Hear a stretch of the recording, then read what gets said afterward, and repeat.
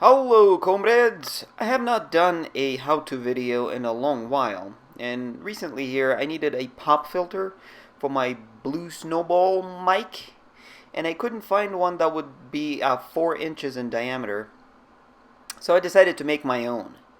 So this video is gonna tell you how to make one because it was a success, and I wanted to share my experience with you guys. So here are some of the things that you'll need to make this. It's all household items mostly. You'll need an embroidery hoop in your preferred size. I found one for $2.50 at Hobby Lobby. Some black nylons, coat hanger, a binder clip, some pliers, a drill bit. Mine was 3/32 drill bit size. Then you'll need a utility knife or a scalpel. And an optional thing you might want to use is a lighter. Just any lighter would work. So let's get right to it. We'll need to cut this coat hanger into usable pieces of a wire. The wire on a coat hanger is pretty sturdy and springy, so it's perfect for this application. Be careful when cutting the wire not to get your fingers pinched by the pliers. It's really easy to do, so really watch what you're doing and where your fingers are at all times. Once we have the wires cut, we'll have to do some straightening because they're all twisty, and that is pretty easy. You can do that either using pliers, which is easier, or just using your hands and fingers. So nothing to it, just make it as straight as you can. It doesn't have to be perfect, but the straighter the better. So let's get one done over here. Nice. So it's not perfect, but it will work. And repeat the whole procedure on the second one.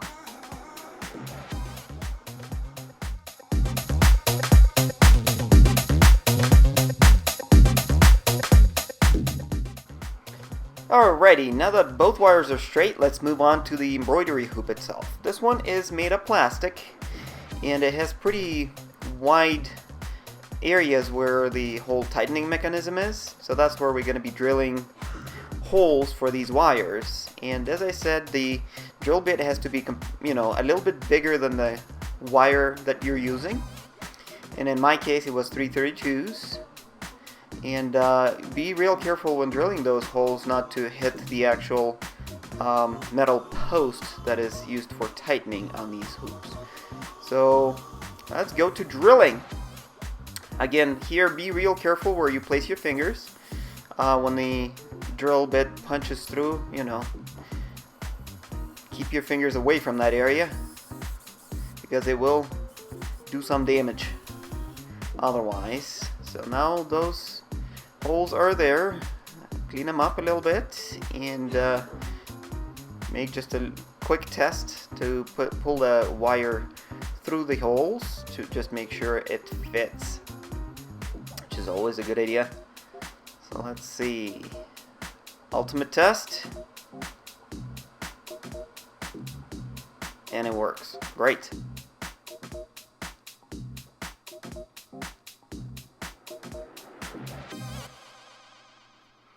Alright, on to the next task. From the end of one of the wires, it's about an inch or an inch and a half. Inch and a half is probably safer. Make a 90-degree bend with your pliers. And what we're going to be trying to make here is a kind of a hook looking thing. So needle nose pliers work best here because we'll need to make another 90-degree bend here. You can use pliers or your fingers because, well, both ends there are pretty long, so it'll give you plenty of leverage. So just make that 90 and then another 90 so that your end of the wire looks like this. Alright, now get that through one of the holes in the hoop, and I decided to go through the inside of that hole joint. So now we'll need to bend them a little bit apart because they need to be able to pass side by side each other, and we're trying to make another 90-degree bend right there around the little plastic part. So that's how that looks. Now it's still pretty wobbly at this point, so we'll need to make the short end will need to go in a loop around the long end of the wire and make a very secure connection there, and it all tightens the wire as well so that it grabs the hoop in a very good grip. So it doesn't have to go several times around the long end of the wire or anything, it just needs to have a good grip there, and it, you know, one turn is plenty. So I'll show you a close-up of this whole thing now. So that's how it looks with just one wire through the hoop.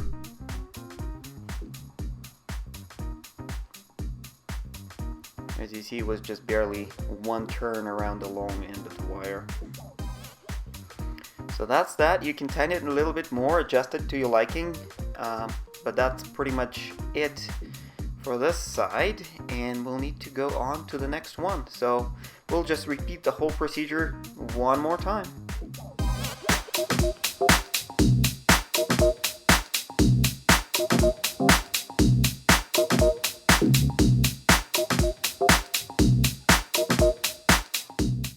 Getting the second wire through and fixed to the hoop is a little bit tougher because the first wire gets kind of in the way.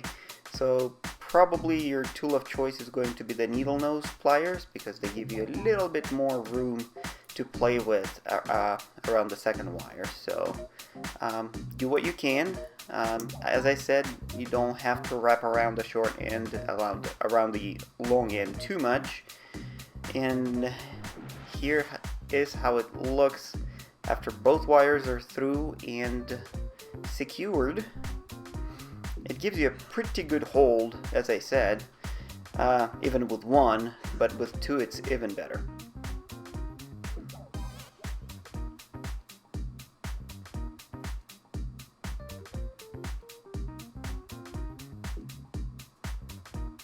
Alright, so now we'll need to twist these two wires into something that reminds of a gooseneck kind of a connection on professional pop filters, so that it's adjustable and you can bend it into shape to match your microphone and how it needs to be in front of that. So I just decided to twist it together. You just hold on to the two wires with your pliers on one end and just use your hand to twist the wires. It's not very hard. The wire is pretty springy, so be careful not to pinch your fingers or anything like that, but it's up to you how long of a neck you want to make. A couple inches. This one looks like it was about 5 inches or so, and that should work for my purposes.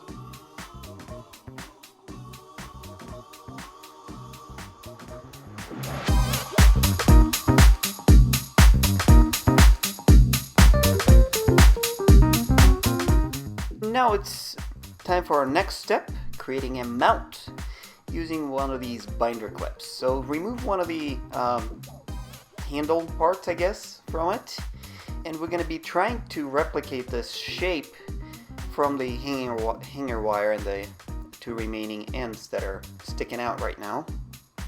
So it doesn't have to be an exact same kind of shape, but it has to be kind of similar to it in order to fit the binder clip. So just do your best. We won't use the full length of the wire that is still remaining. I'm gonna bend it pretty much halfway of the remainder of the untwisted wire, and do it for both ends. Gonna try to make them symmetrical. These are not 90-degree bends. They're, I'm not sure, this is probably less than a 90, 80, 75, something like that. And then we're gonna cut them to size to match the handle of the binder clip. So that's pretty short, and you can have the binder clip right next to it to make sure that you don't cut too long or too short. As always, do keep track of all your fingers, where they are and everything, and not pinch them with the pliers. Alright, so that is pretty similar.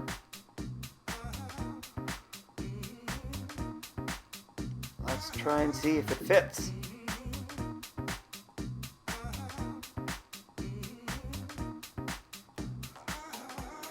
If it doesn't fit on the first try, no problem. You can still bend it back and forth and make sure that it does fit and function well.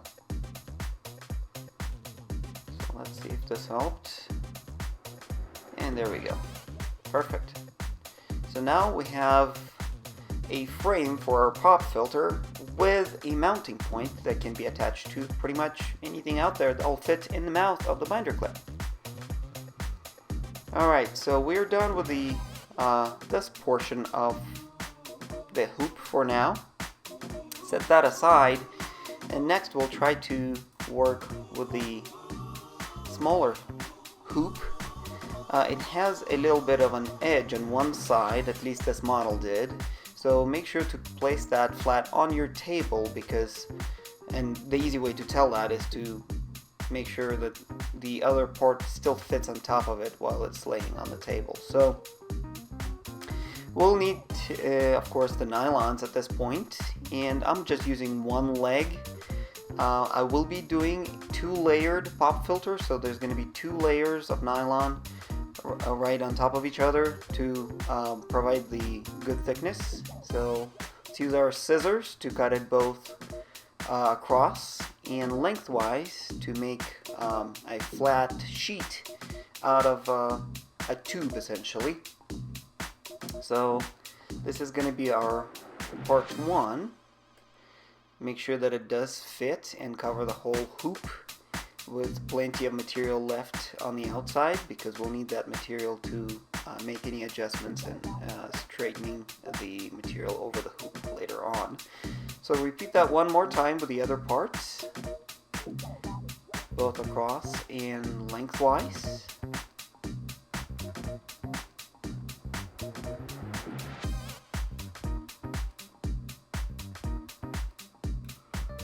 Alright, and now we do have 2 sheets, flat sheets. If they're wrinkly, don't worry about it. They will straighten out once we stretch it over. And over time, they'll all the other wrinkles that are might still be remaining, they'll get stretched out and straightened out, so that's not a problem.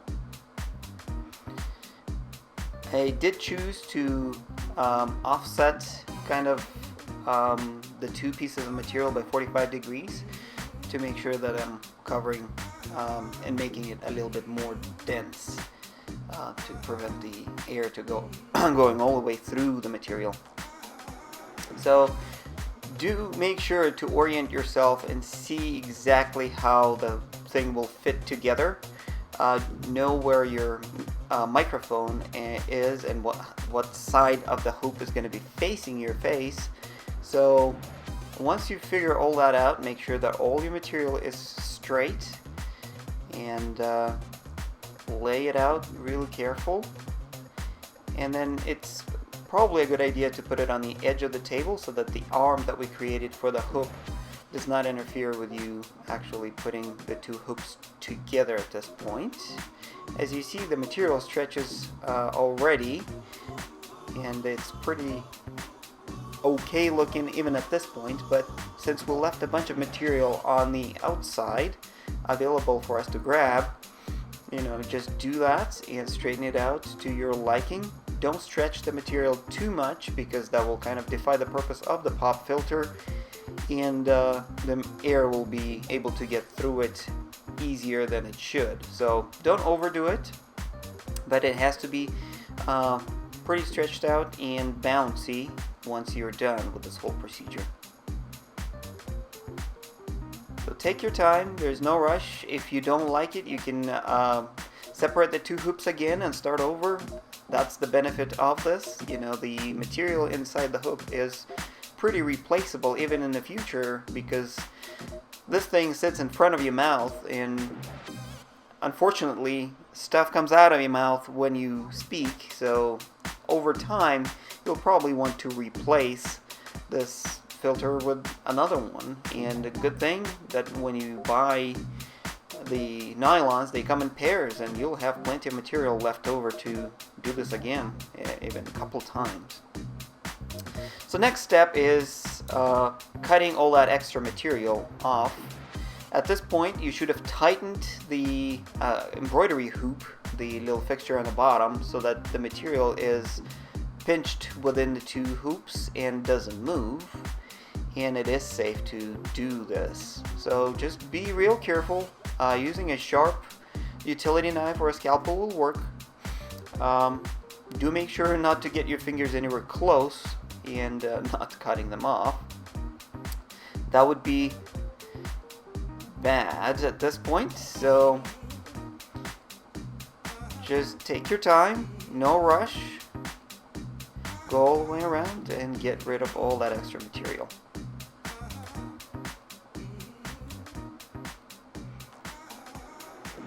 Again, the part where the arm is sticking out, the wires, is going to be a little tricky to get around, so again, no rush, take your time. You will need all your digits after this is done, so no reason to get them cut off at this point.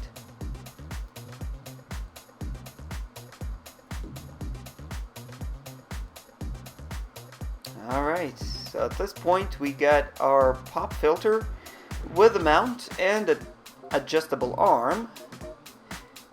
As I said, the little wrinkles that you can still see will straighten out over time because it is tight over the hoops. So at this time you can clean up the little fuzzies that are still on the other side. Using a knife will work for the bigger pieces. Another method would be, since it's all nylon and synthetic, you can use a little lighter, which is optional, to kind of burn some extra material and make it a little neater. Do be real careful, not get the flames anywhere on the front of this thing, because it will damage the front of the pop filter. Also, do not hold your flame in one spot for too long, because it will melt the embroidery hoop. You don't want that. It literally takes a couple of seconds to kind of singe the material and make it a little neater. So at this point we are done. We got our pop filter. It has the mount, it has the adjustable arm on it, and we are ready to test this puppy.